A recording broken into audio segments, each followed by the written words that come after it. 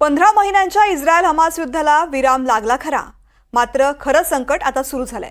पूर्वी सुंदर टोलेजंग इमारती असलेली गाझापट्टी आता फक्त उजाड संसारांचं प्रतीक बनली आहे। अन्न पाण्यासारख्या प्राथमिक गरजाही इथे परतलेल्या नागरिकांच्या पूर्ण होत नाहीत। त्यामुळे कोसळलेल्या इमारतींच्या ढिगाऱ्यावरती बसून उजाड भविष्याचा विचार करण्यापलीकडे गाझामधल्या नागरिकांना काही पर्यायच राहिला नाहीये।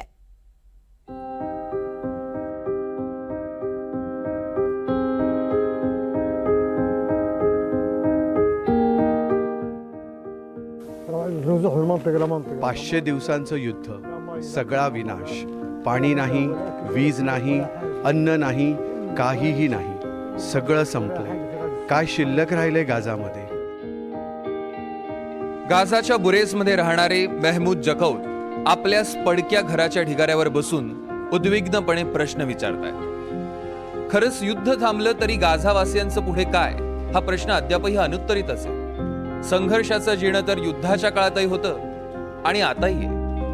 म्हणूनच आमच्यासाठी काय बदललं हे विचारणाऱ्या गाझामधल्या लोकांनाही माहिती आहे। पुन्हा उभारी घेण्यासाठी येणारी मदत कमीच पडणार आहे। ज्या भागात सर्वात जास्त हवाई हल्ले झाले त्या गाझाच्या उत्तर भागात शहरं जमीनदोस्त झाली।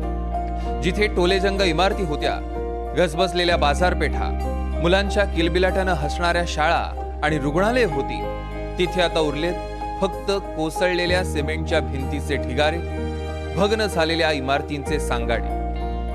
इथे एकही रस्ता शिल्लक राहिला नाही की अगदी पायवाट म्हणावा असा मार्गही।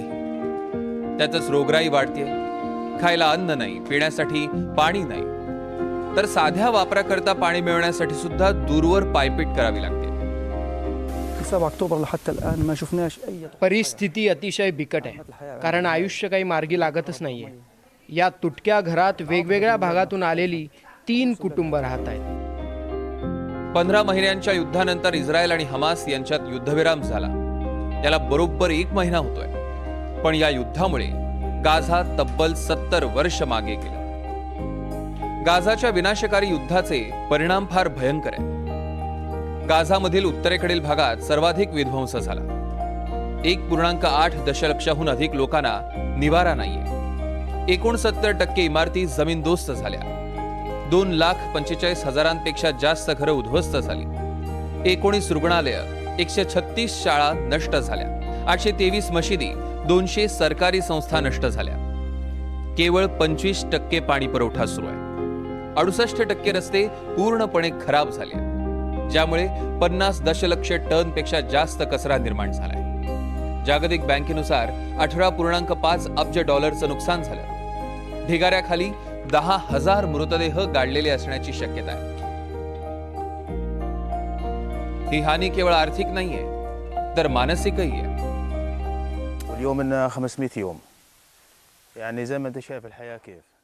7 ऑक्टोबर पासून आम्ही जगणं सोडून दिले।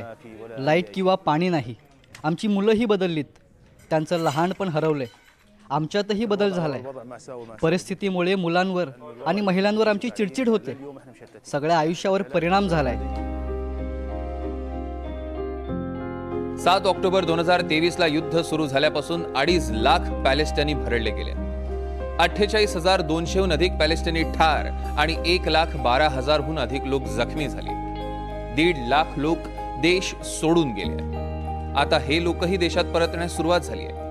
त्यांना आपल्या घरची ओढ लागलीये, पण इथे परतल्यावर आपलं घर कुठे होतं हेच त्यांना कळत नाहीये। इथला मलबाच हटवण्यासाठी 21 वर्ष लागतील असा अंदाज आहे। त्यासाठी 1.2 अब्ज डॉलरचा खर्च होण्याची शक्यता आहे। तर गाझाचं पुनर्वसन करायला 10 वर्ष लागतील आणि त्याला 40 अब्जपेक्षा जास्त डॉलर्सची गरज आहे। रेल्वे सेवा, रस्ता, पायाभूत सुविधा, पाणी पुरवठा पुन्हा उभारण्यासाठी जगभरातनं मदतीचा ओघ सुरू झालाय। भारतानेही पॅलेस्टाईनींना वैद्यकीय मदत केली आहे। एकेकाळी संपन्न असलेलं गाझा आता ओस पडलंय।